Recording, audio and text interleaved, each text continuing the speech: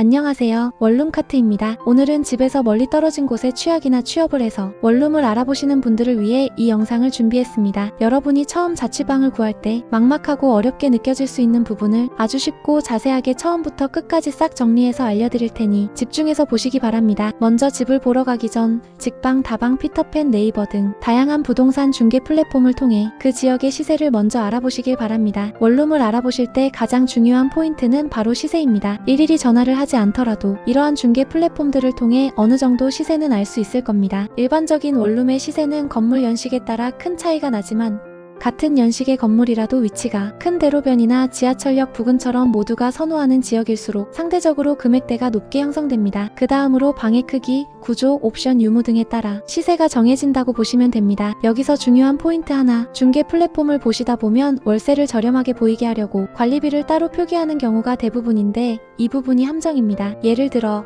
보증금 200만원에 월세 20만원, 관리비 10만원이라고 표기되어 있다면 그냥 월세가 30만원이라고 생각하시면 됩니다. 마찬가지로 보증금 500만원에 월세 40만원, 관리비 15만원이라면 실제 부담은 월 55만원이라고 이해하시면 됩니다. 또한 보통 원룸의 경우 관리비에 인터넷, 유선, 수도 요금이 포함된 경우가 많은데 이 부분은 반드시 중개인에게 다시 한번 확인하셔야 합니다. 간혹 인터넷은 포함되어 있는데 유선은 포함되지 않아 별도로 TV 시청을 신청해야 하는 경우가 있습니다. 또 수도 요금도 관리비에 포함되는지 꼭 확인하시길 바랍니다. 정리하면 관리비에 어떤 항목이 포함되는지를 반드시 확인해야 추가 지출을 막을 수 있습니다. 그리고 월세 관리비 외에 추가로 부담해야 하는 건 바로 도시가스비와 전기세입니다. 대부분 개별 계량기가 설치되어 있지만 간혹 방식이 다른 경우도 있으니 반드시 확인하세요. 일반적으로 겨울철에는 난방이랑 온수를 사용하니 도시가스 요금이 더 나오고 여름철에는 에어컨을 가동하니까 전기요금이 더 나온다고 생각하시면 됩니다. 1년 평균으로 본다면 전기랑 도시가스 비용이 원룸 기준 대략 월 5만 원 정도로 예상하시는 것이 나을 겁니다. 물론 원룸 크기나 건물 연식에 따라서 달라진다는 점도 염두에 두세요. 결론적으로 시세를 알아볼 때 월세 관리비, 공과금까지 생각하셔서 여러분들이 감당할 수 있는 범위 안에서 예산을 정하시길 바랍니다. 예산을 어느 정도 생각하셨다면 두 번째는 위치 선정입니다. 학교나 직장에서의 거리, 대중교통 이용 편리성은 여러분의 일상에 큰 영향을 미칩니다. 먼저 신입 대학생의 경우는 학교에서 대중교통을 이용해 자취방을 알아보는 것보다는 도보로 학교를 다닐 수 있는 집을 최우선적으로 보세요. 혹시나 좀 더 저렴한 곳이나 더 나은 조건이 있다고 해서 대중교통을 이용한다면 거기에 들어가는 시간과 교통비가 더 많은 지출을 초래할 수도 있습니다. 간혹 방과 후 아르바이트를 하는 대학생의 경우 동선을 잘 파악해서 집을 알아보는 경우도 종종 있으니 이 문제는 개개인의 환경에 따라서 정하시길 바랍니다. 그리고 기숙사에서 나올 예정인 학생들은 학교 주변 지리나 환경도 잘 알고 있으니 먼저 자취를 시작한 동기들이나 선후배들에게 중개사분을 소개받는 것을 추천드립니다. 아무래도 소개받고 연락한다고 하면 더 많이 신경을 써줄 겁니다. 여기서 꿀팁 하나 알려드릴게요. 기숙사에서 나올 예정인 학생들은 이사 예정 날짜가 정해진 경우 소개받은 중개사분과 약속을 잡아 여러분이 생각한 예산 안에서 방들을 꼭 미리 보시는 걸 추천드립니다. 선배들이 자취하면서 사용했으나 아직은 멀쩡하고 너무나도 괜찮은 비품들을 무료로 물려받거나 아주 저렴한 금액으로 득템하는 경우도 있답니다. 신학기 시즌에 맞춰서 뒤늦게 알아보는 경우에는 가성비 좋은 방들을 다른 학생들에게 먼저 빼앗기는 경우가 상당히 많으니 미리 부모님들과 상의해서 한 발 앞서 서두르는 게 현명합니다. 다음으로 직장인분들도 가급적 회사 인근으로 알아보시는 것이 제일 좋으나 지역마다 시세가 너무도 차이가 나고 주변 환경도 다 다르니 도보 또는 대중교통으로 이동 시 소요시간을 정확히 파악하는 것이 중요합니다. 더불어 주변에 편의점, 마트, 병원, 은행 등 생활 편의시설이랑 퇴근 후 운동이나 취미, 여가 생활을 할 수도 있는 경우도 있으니까 기타 시설들도 함께 살펴서 자취방 위치를 정하시길 바랍니다. 그리고 차량을 소유하고 계시는 직장인분이라면 반드시 주차 가능 여부도 중요한 사항입니다. 방 알아보실 때 꼭 미리 중개사분께 주차가 용이한 건물로 알아봐달라고 하셔야 합니다. 예를 들어 이런 겹주차 형태의 주차장보다는 이렇게 양방향 주차가 가능한 곳이면 더욱 만족하실 거라 생각이 듭니다. 겹주차의 애로사항은 차량을 소유하신 분이라면 바로 이해가 되실 거라 생각해서 넘어가도록 하겠습니다. 이제 예산이랑 위치를 어느 정도 정하셨다면 세 번째는 여러분의 스타일에 맞는 원룸 구조를 알아보는 단계입니다. 원룸의 구조는 크게 오픈형과 분리형으로 나뉘며 각 구조별로 생활의 편의성과 공간 활용도의 차이가 있습니다. 먼저 오픈형 원룸은 주방과 침실이 문으로 분리되지 않은 형태로 개방감이 크고 방이 넓어 보이는 점과 분리형의 구조보다는 상대적으로 금액대가 높이가 낮게 형성되어 있다는 장점이 있으나 요리를 할 때 냄새가 주거 공간으로 쉽게 퍼질 수 있고 가구의 배치가 제한적일 수 있다는 단점이 있습니다. 두 번째 분리형 원룸은 주방과 침실이 여닫이문 혹은 미닫이문으로 분리된 구조로 소음과 냄새 차단에 그리고 냉난 방비 절약 효과도 있으며 현관문을 열고 닫을 시 바로 주거 공간이 보여지지 않으니 사생활 보호에 도움이 되는 것도 장점입니다. 또한 원룸의 구조를 세부적으로 본다면 주방이랑 베란다가 같이 있는 일체형 구조랑 주방이랑 베란다가 따로 분리된 구조로도 나뉠 수 있습니다. 주방이랑 베란다가 같이 있는 경우 빨래에 음식 냄새가 배거나 빨래를 방 안에 널어야 하는 불편함이 생길 수 있습니다. 지금부터는 위에 설명드린 원룸의 형태를 실제 영상으로 보여드릴 테니 여러분에게 어떤 구조가 어울릴지 잘 보시길 바랍니다.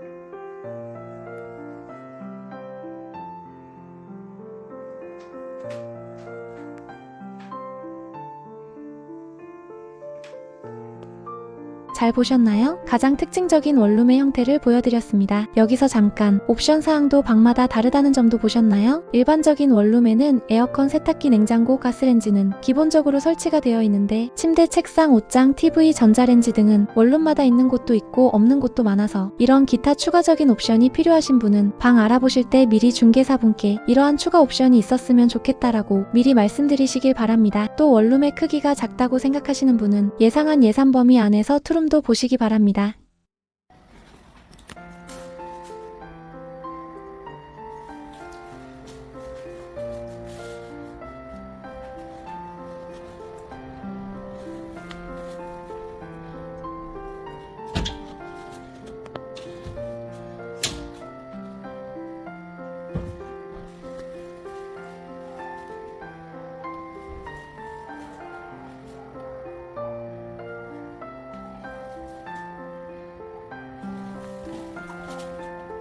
이제 다양한 중개 플랫폼들을 통해서 본인에게 적합한 예산안의 방 크기와 방 구조는 대략이라도 감이 오셨을 거라 생각하고 직접 방을 보러 가는 단계로 가보겠습니다. 먼저 소개받은 중개사분이 안 계시는 경우에는 자취를 하고자 하는 그 지역이 최소 2곳 이상의 부동산을 방문하시거나 중개 플랫폼을 통해 알게 된 부동산과 미리 약속을 잡는 방법이 있습니다. 미리 약속을 잡는 경우에는 여러분이 예상하고 있는 예산안에서 입주 예정 시기랑 원하시는 원룸 구조와 필요한 옵션 사항, 그리고 차량을 소유하고 계신 분은 주차 여부를 되도록 상세하게 중개사분께 말씀드려서 방 알아보는 시간을 줄이시길 바랍니다. 그리고 약속 없이 인근 부동산을 방문하는 경우에는 마찬가지 본인들의 조건을 다 말씀드리고 상담을 받으신 후 방을 보러 가시면 됩니다. 여기서 정말 중요한 팁 하나, 중개 플랫폼으로 알게 된 중개사분 사무실의 위치가 여러분이 원하는 지역에서 멀리 떨어진 곳에 위치하고 있는 경우 인근에 오랫동안 부동산을 하신 중개사분들과는 건물 주인분들의 성향이나 매물의 종류가 상대적으로 떨어지는 것은 사실입니다. 예를 들어 대학가 주변의 중개소가 멀리 떨어진 중개소보다 더 많은 매물들과 주인분의 성향을 더 많이 알고 계신다고 생각하시는 게 맞습니다. 또 중개 플랫폼을 통해 미리 약속한 부동산을 방문했는데 허위 매물을 등록한 부동산이면 바로 발걸음을 돌리시고 약속 없이 방문한 부동산 사무실도 임대를 전문으로 하는 경우가 아니면 바로 나오셔서 인근의 임대 전문 부동산을 방문하시길 바랍니다. 종종 시간은 없고 급한 마음에 방을 한 2개만 보시고 덜컥 계약을 해서 한동안 마음고생 몸고생을 하는 경우가 적지 않게 일어나고 있으니 꼭 시간을 조금이라도 더 내셔서 원하시는 그 지역에 대해 속속들이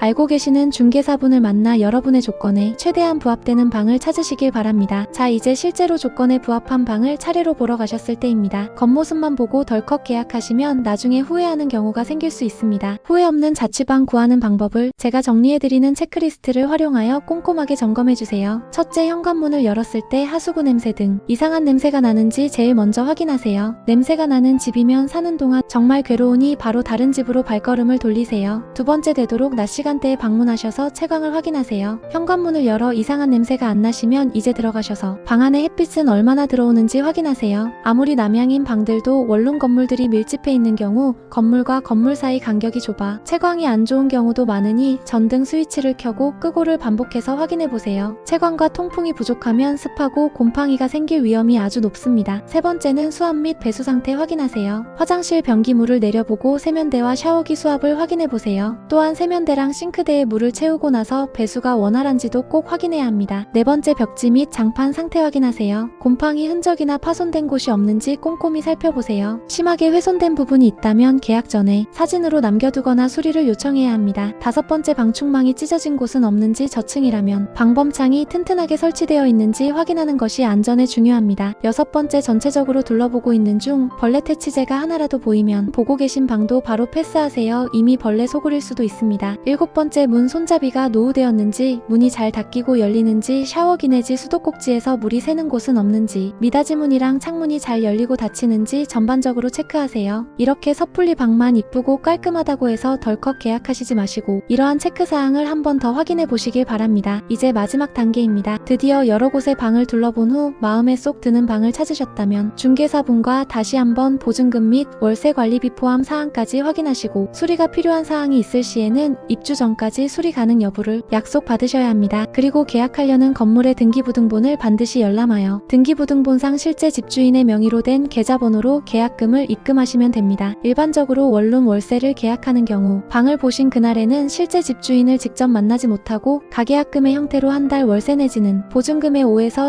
10%를 집주인 계좌로 이체한다고 생각하시면 됩니다. 여기서 한 가지 팁을 드리자면 방이 너무나 마음에 드는데 금전적으로 조율이 필요할 경우에는 계약금을 보내시기 전에 꼭 중개사분께 부탁드려보세요. 보증금 및 월세를 최대한 여러분들 상황에 맞게 성심껏 노력해 주실 겁니다. 계약금을 보내시면 이제 입주 날짜에 맞춰 도시가스 신청하시고 집주인분과 약속된 잔금 날짜에 정식 계약서 작성하시면서 잔금 치르시고 입주를 하시면 됩니다. 중개사분께 드리는 중개수수료는 네이버 부동산 중개보수 계산기를 통해서 확인하시면 편리합니다. 마지막으로 이사 후에는 계약서를 가지고 거주지 관할 주민센터에 가셔서 전입신고 및 확정일자를 받으세요. 이는 여러분의 보증금을 법적으로 보호받을 수 있는 가장 중요한 절차입니다. 이상으로 오늘 제가 말씀드린 정보들이 여러분의 첫 자취방 구하기에 큰 도움이 되었기를 바랍니다. 처음이라 모든 것이 낯설고 어렵게 느껴질 수 있지만 차근차근 준비하고 확인한다면 분명 여러분의 로망이 담긴 완벽한 보금자리를 찾으실 수 있을 겁니다. 이 영상이 유익하셨다면 구독과 좋아요 그리고 알림 설정으로 다음 영상도 앞으로도 함께 해주시면 감사하겠습니다. 여러분의 빛나는 첫 독립을 진심으로 응원하며 저는 다음 영상에서 더 좋은 정보로 찾아뵙겠습니다. 시청해주셔서 감사합니다.